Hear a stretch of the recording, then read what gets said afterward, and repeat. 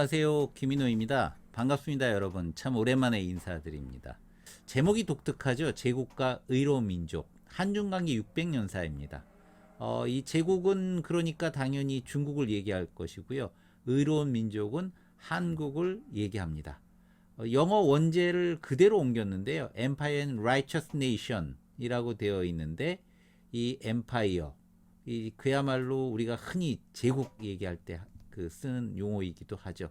네이션은 사실 어떻게 보면 민족도 되기도 하고 국가라고 하는 단어도 되기도 하는데요.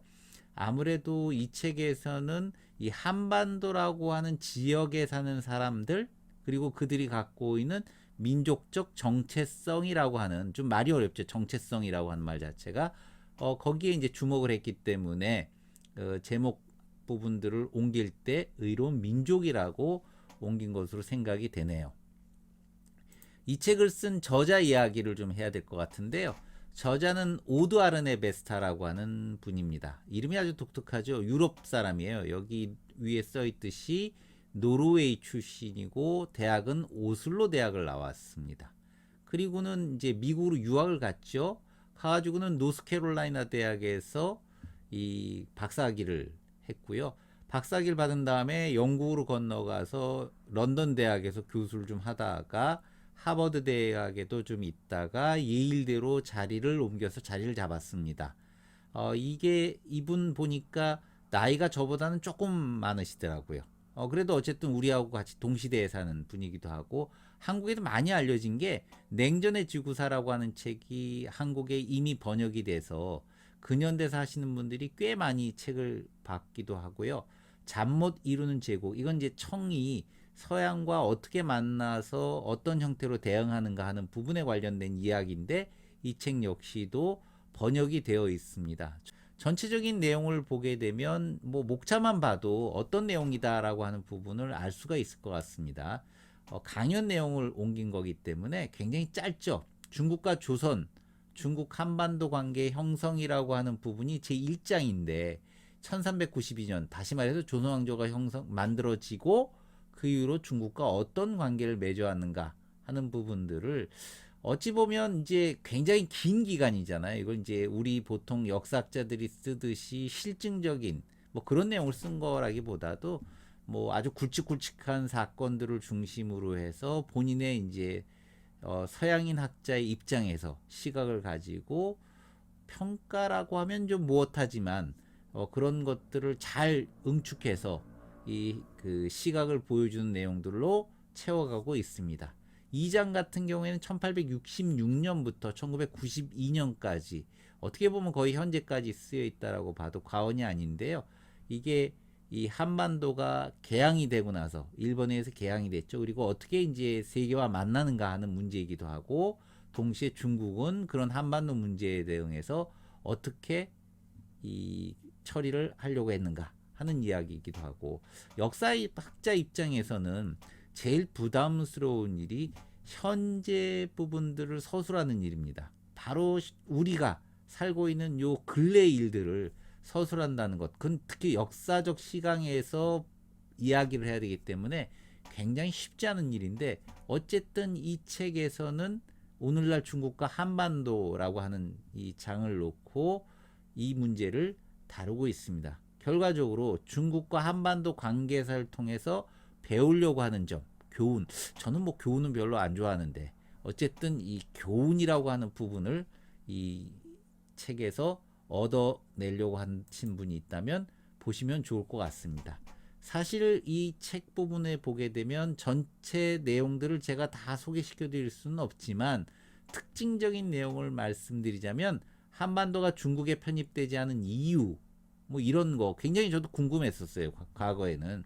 뭐 지금은 그렇게 궁금하지는 않습니다. 근데 한반도가 중국에 편입되지 않은 이유가 과연 뭘까라고 하는 것, 그리고 중국과 한반도가 각각 정체성을 어떻게 형성해 가는가 하는 부분들인데, 이 특히 정체성 문제와 관련돼서 한반도는 민족이라고 하는, 어떻게 보면 이제 상상의 공동체라고도 불리기도 하죠. 이 민족적 특성을 갖게 되는데, 그 중에 아주 중요한 포인트가 유교에서 얘기하는 의리의 수호자라고 하는 정체성을 갖게 되고, 이것이 20세기에 들어오게 되면 좀 더 배타적인 민족주의 부분으로 변형이 된다라고 이야기를 하고 있습니다.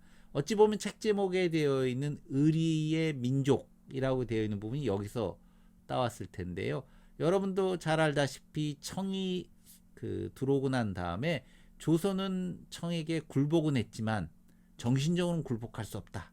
우리는 유일하게 지구상에서 유교 문명을 수호하는 그런 민족이고 국가이다 라고 하는 그런 의식을 갖잖아요. 이것이 이제 정체성 형성에 굉장히 중요한 입장을 갖는다는 것이고요. 중화 민족, 그러니까 중국의 입장에서는 이 중화 민족이 어찌 보면 중심이고, 그 외에 중국이라고 하는 세계는 지금 50개가 넘는 소수 민족들이 또 옆에 같이 붙어 있잖아요. 어쨌든 이런 중화 민족이라고 하는 형태의 중심을 가지고 제국을 구성하고 난 다음에 과거로부터 현재까지 사실은 4대와 자소라고 하는, 말이 어렵죠. 4대 관계는 여러분 많이 들어보셨잖아요. 큰 거를 섬긴다는 뜻이고요. 자소는 작은 나라를 사랑해 준다 라고 하는 얘기인데, 한마디로 얘기하면 조금 말이 맞지는 않겠지만 조폭 논리하고 좀 비슷한 부분도 있습니다. 무슨 얘기냐면, 내가 형이고 넌 동생이니까, 넌 동생 어리고 약하잖아. 내가 너를 보호해 줄게. 주변의 깡패로부터. 그 대신 나에게 대해서 충성을 바쳐 라고 하는 그런 논리이기도 하거든요. 그게 이제 유교식으로 포장이 돼서 4대와 자소라고 하는 이야기로 보통 이야기가 되는데요. 중국은 한반도를 다룰 때 그런 입장에서 벗어나 본 적이 없었던 거죠. 그리고 현재로서도 미국과 대립하면서 이 한반도라고 하는 건 완충지대, 그러니까 제가 여기 순망치안이라고 이야기를 해 놓았는데, 특히 북한이라고 하는 이 정권이 망하게 되면 이 중국의 입장에서는 상당히 난감한 상황이 벌어질 수도 있거든요. 그럼에도 불구하고 중국은 오늘날 한국과의 관계도 경제적으로 상당히 얽혀 있단 말이죠. 그러니까 굉장히 딜레마적인 관계일 수밖에 없다라고 하는 게 이 책에서 강조되고 있는 내용입니다. 말하자면 경제적인 관계로 보면 한국, 그렇지만 자신들의 입장에서 보면 이 완충지대로 유지하기 위해서는 북한이라고 하는 이 정권이 꼭 필요한 셈이죠. 그러다 보니 이 북한의 이제 이 유지를 위해서 나름 중국이 신경을 써야 되지만, 북한은 또 중국의 말을 듣지는 않는단 말이죠. 물론 때로는 받아들이거나 연합하는 경우도 있기는 하지만, 어찌됐든 중국의 입장에서 보면 가장 골치 아픈 문제는 북한의 급작스러운 붕괴라고 하는 문제이고요. 그 붕괴 대비를 해야 된다는 얘기입니다. 그리고 이 한반도가 안정적이고 평화적으로 유지되는 것이 중국의 이해관계에 굉장히 중요하다. 특히 그건 역사적으로도 그래왔다라고 하는 부분이 이 책에서 얘기가 되고 있는 부분이고요. 그러기 위해서는 이제 한반도의 군비를 통제하고, 이 군비 통제는 핵이라고 하는 무기 자체도 여기에 포함이 되어 있습니다. 그리고 긴장도 완화시켜야 된다. 특히 북한 정권이 급작스럽게 붕괴했을 때 중국이 어떤 액션을 취할 것인가 하는 이야기들이 여기에 담겨져 있는데, 그 중에 가장 안 좋은 선택지라고 하는 부분은 전쟁이다. 그래서 그 전쟁을 회피해야 된다라고 하는 이야기들이 이 책에 쓰여 있습니다. 독특하게 역사학자가 현재의 문제를 관계사라고 하는 입장에서 전체적으로 정리를 하고 나름의 문제를 진단하고 해결 부분에 대해서 제시를 하려고 했다는 점에서 이 책의 특징이 있기도 하고요. 관심을 갖고 지켜봐 주셨으면 좋겠습니다. 다음에 또 뵙도록 하겠습니다. 감사합니다.